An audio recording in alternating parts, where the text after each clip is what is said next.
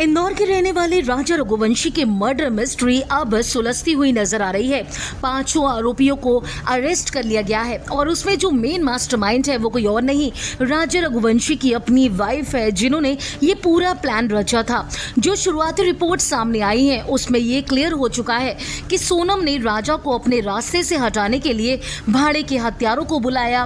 बाकायदा उन्होंने शिलोंग का प्लान किया और ऐसे में वहां ले जाकर राजा रघुवंशी को मौत के घाट उतार दिया। अब इसी बीच इंदौर के राजा रघुवंशी हत्याकांड में पहली बार चारों आरोपियों की एक साथ फोटो सामने आई है। सभी आरोपी मेघालय पुलिस की हिरासत में है। इस मामले में राजा की वाइफ सोनम भी आरोपी है।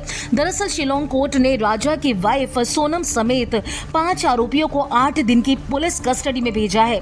सोनम, राज, विशाल, आकाश और आनंद को 8 दिन की पुलिस कस्टडी में भेजकर अब उनसे कड़ी पूछताछ की जाएगी।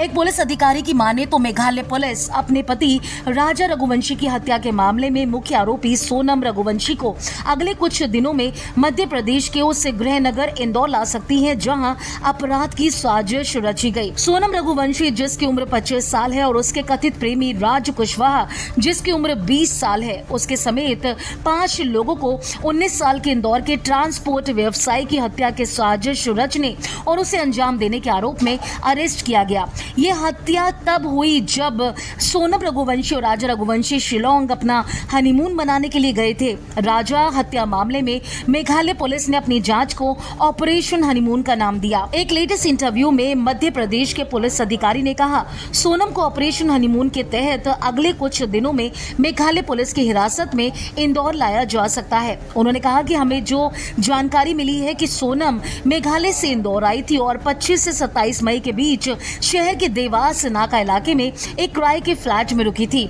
ऐसा पॉसिबल है कि मेघालय पुलिस अगले कुछ दिनों में सोनम को इंदौर लाएगी और जानकारी के आधार पर इस जगह की पहचान और बाकी सबूतों की जांच भी करेगी। आपको बता दें, पिछले महीने हुई राजा रघुवंशी की हत्या ने पूरे देश को हिला कर रख दिया था।